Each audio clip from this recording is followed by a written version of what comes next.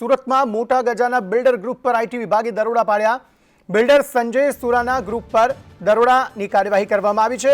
જમીનના ધંધા સાથે આ ગ્રુપ જોડાયેલું છે અને એ જ મામલે કાર્યવાહી પણ કરવામાં આવી રહી છે. 4 ધંધાર્થીઓના ડઝન કરતાં વધુ સ્થળોએ દરોડાની કાર્યવાહીથી બિલ્ડર જૂથમાં ફફડાટ ફેલાયો છે. સુરત ઇન્કમ ટેક્સ ડીડીઆઈ વિંગ દ્વારા આજે વહેલી સવારે સર્ચ ઓપરેશન હાથ ધરાયું. મનીષ પરમાર આ સમગ્ર મામલે વધુ માહિતી આપી રહ્યા છે. મનીષ, જણાવશો શું વધુ વિગતો આ સમગ્ર મામલે?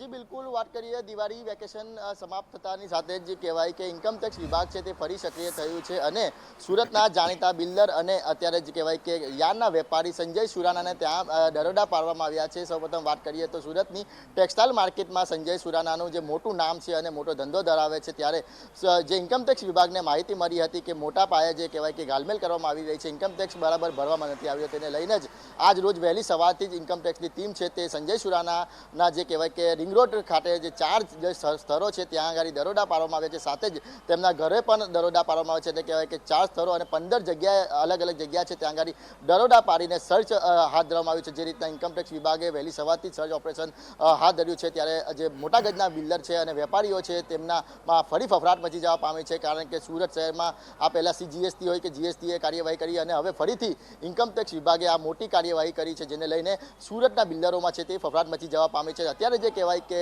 જે ઇન્કમટેક્સની ટીમ છે તે સતત ત્યાં જે અલગ અલગ સ્થળો પર છે ત્યાં રેડ કરીને જે કહેવાય કે ચોપડાઓની તપાસ કરી રહી છે કે ખરેખર જે રીતના ઇન્કમટેક્સ બતાવવામાં આવ્યો છે તે ભર્યો છે કે પછી તેમાં કોઈ ગાલમેલ કર્યો છે.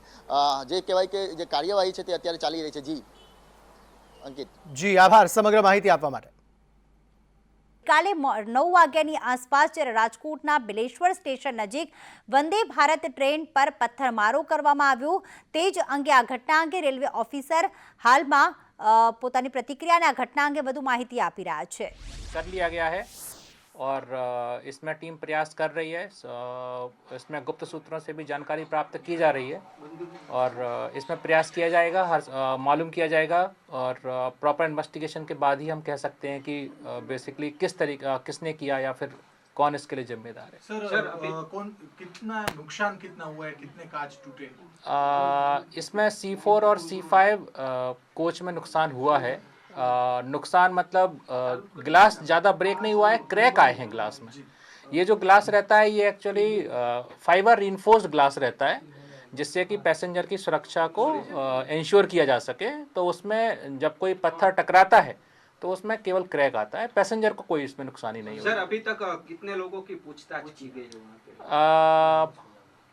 अभी पूछताछ जारी है. मैं आपको बोलूँगा कल रात से ही जब से ये घटना घटित हुई है उसमें रेलवे स्टाफ को से भी पूछताछ की गई है. जो गाड़ी में पैसेंजर थे उनसे भी पूछताछ की गई है. घटनास्थल पर जाकर के भी बस्ती में जो सरपंच वगैरह रहते हैं और बाकी के जो भी हैं और भी लोगों से पूछताछ की गई है. हमारे स्टाफ की escort party, RPF escort party गाड़ी में चलती है, उनसे भी पूछताछ की गई है.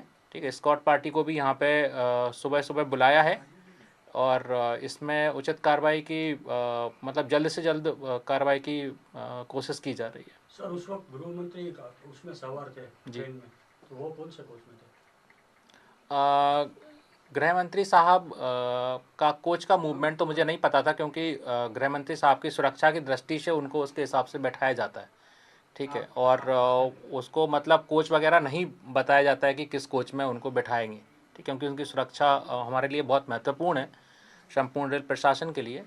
तो ये चीज़ तो मैं नहीं बताऊंगा आपको, लेकिन मैं यही कह सकता हूँ पूरे इसमें कि इसमें किसी भी पैसेंजर को इंक्लूडिंग गृह मंत्री साहब को किसी को भी उसमें कोई नुकसानी नहीं. ऐसी घटना दोबारा ना बने इसलिए जो बच्चे हैं जो काफी उत्साह में आ गए थे, उसके माता पिता के साथ और वगैरह वहाँ किसी के साथ बातचीत हुई है रेलवे प्रशासन में?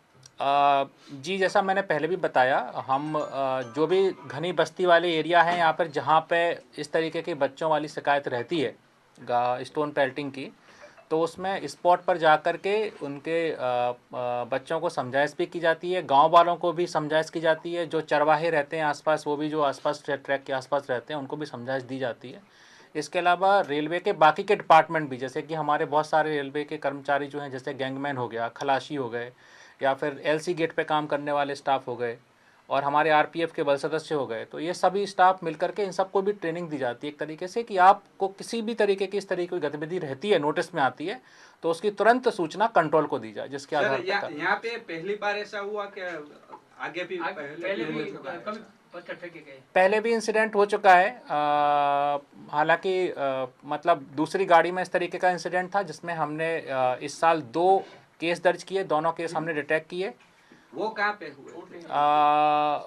उनमें से एक केस जो था वो राजकोट बिलेश्वर के मध्य था, उसमें 2 अडल्ट लोगों ने पत्थर फेंका था, उनके ऊपर कार्रवाई भी की गई, दोनों को जेल भी भेजा गया।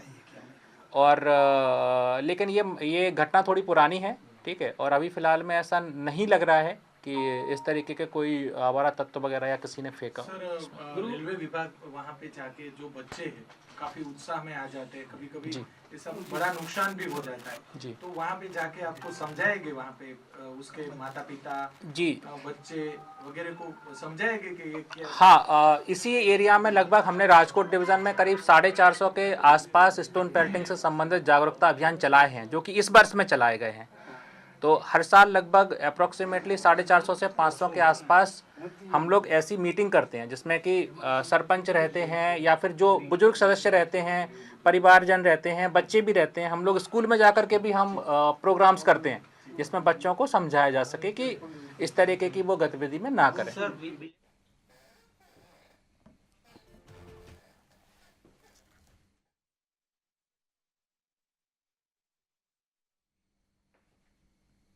ત્યારે હાલમાં જે રાજ્ય પર ભારતીય જનતા પાર્ટીએ જ્વલંત વિજય મેળવ્યો છે ત્યાં સીએમના નામની જાહેરાત હજી બાકી છે, ત્યારે 3 રાજ્યો માટે ભારતીય જનતા પાર્ટીએ નિરીક્ષકોની કરી છે નિમણૂક।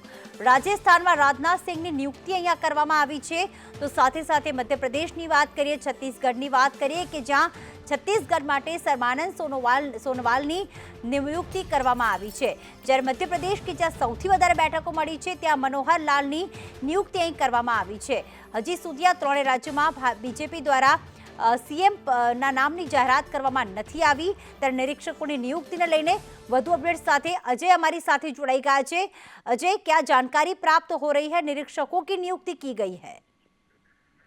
देखिए, 5 राज्यों के जो विधानसभा चुनाव हुए थे उसमें खास करके मिजोरम की अगर बात छोड़ दें, तेलंगाना की बात छोड़ दें, तो जो जहां पे भारतीय जनता पार्टी जीती हुई थी वहां पर अभी तक मुख्यमंत्री का चयन नहीं हो पाया। यहाँ तक कि कई सारे नाम चल रहे हैं और ये कहा जा रहा है कि भारतीय जनता पार्टी इस मामले में क्या कर रही है। तो कई सारे ऐसे सवाल भी खड़े हो रहे हैं कि अमूमन भारतीय जनता पार्टी में जो फैसला ले लिया जाता है उसे अंतिम माना जाता है, लेकिन यहाँ पर तमाम तरह की खींचतान दिखाई दे रही है। तो भारतीय जनता पार्टी की तरफ से पहले ही कहा गया था कि तीनों राज्यों के लिए सबसे पहले पर्यवेक्षक का नियुक्ति किया जाएगा और फिर उसके बाद वहां के जो विधायक हैं उनके साथ बातचीत की जाएगी, फिर विधायक दल की मीटिंग की जाएगी, किसको चीफ मिनिस्टर बनाया जाए, ये तमाम सारे फैसले लिए जाएंगे।